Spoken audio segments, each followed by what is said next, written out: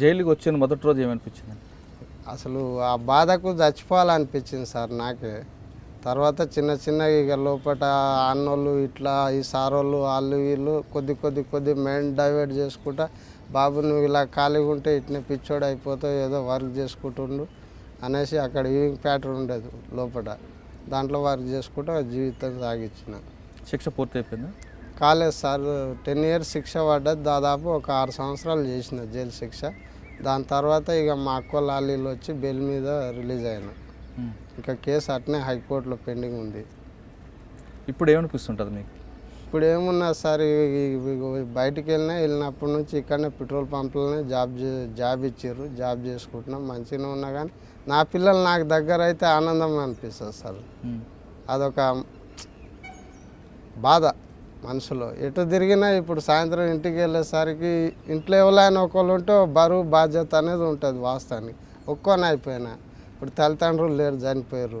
3 అక్కలు వాళ్ళ మ్యారేజ్ అయ్యి వాళ్ళు ఉన్నారు, నేను ఒక్కొనే. ఏం చేయాలి? డ్యూటీ ఉన్నంతసేపు ఇక్కడ పని చేస్తా, పని లేనప్పుడు ఇక అటు తిరుగు ఇటు తిరుగు, మైండ్ ఎక్కడ పని చేయదు. మరి కొడుకుల దగ్గరికి వెళ్ళి మాట్లాడచ్చు కదా?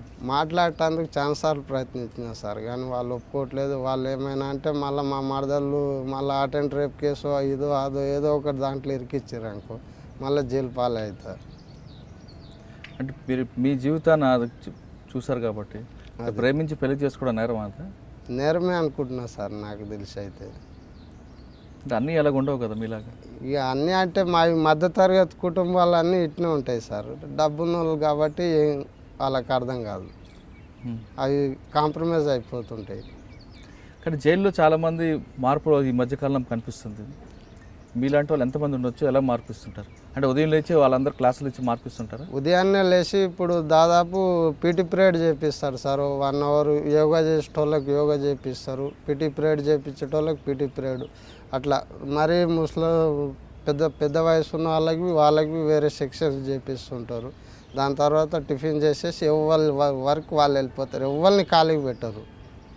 ప్రతి ఒక్క ఏదో ఒక కొంతమంది మీలాంటి వాళ్ళు ఫస్ట్ టైం జైలుకి వచ్చి చేయని తప్పుకు జైలుకి వచ్చాను అన్న బాధపడే వాళ్ళు ఉంటారు, వాళ్ళకి ఏం చేస్తారు?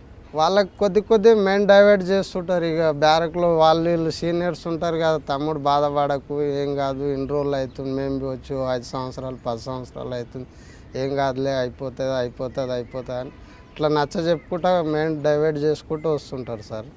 ఏమైనా ఇబ్బంది ఉంటే అక్కడ మా సార్ వాళ్ళు ఉంటారు, హెల్పర్ ఆఫీసర్ సార్ వాళ్ళు, ఇంటికాడ ఏమైనా ప్రాబ్లమ్స్ ఉన్నా అవి ఉన్నా మా సార్ వాళ్ళు బాగానే సహకరిస్తుంటారు. ఏమైనా ఇబ్బంది అయితే బయట పిఎస్లలో కంప్లైంట్లు ఉన్నాయి, ఇంటికాడ పొలం గొడవలు అవి ఉన్నా మా సార్ వాళ్ళు ఇక్కడ నుంచి మా ఎస్పీ సార్ ద్వారా మాట్లాడటం చేయటం అలాంటి సాయాలు చేస్తుంటారు. దాదాపు 6 సంవత్సరాలు జైలు శిక్షలు అనిపించావు. ఒక్కసారి బయటికి రాగానే ఈ ప్రపంచం చూడగానే ఏమనిపించింది? ఏమనిపించింది సార్, అంత మంచిగానే ఉన్నది, కానీ నా వాళ్ళు నాకు దూరం అయిపోయారనే మనవేదన ఉన్నది. మీరు చూస్తున్నారు ఐ డ్రీమ్ న్యూస్ని. మీరు చూస్తున్నది ఐ డ్రీమ్ న్యూస్. అంటే కళలని నిజం చేస్తూ ప్రజలకి నిజాలని కళల ద్వారా తీసుకొచ్చే ఐ డ్రీమ్కి మై బెస్ట్ విషెస్. మీరు చూస్తున్నది ఐ డ్రీమ్ న్యూస్. మీరు చూస్తున్నారు I dream channel. For more videos please subscribe I dream. మరిన్ని వీడియోల కోసం ఐ డ్రీమ్ని సబ్స్క్రైబ్ చేయండి. Please subscribe I dream. And I am very much satisfied with the way interview went on. Kindly subscribe to I Dream. For more videos, subscribe to I Dream. And loads of fun entertainment and content. Do watch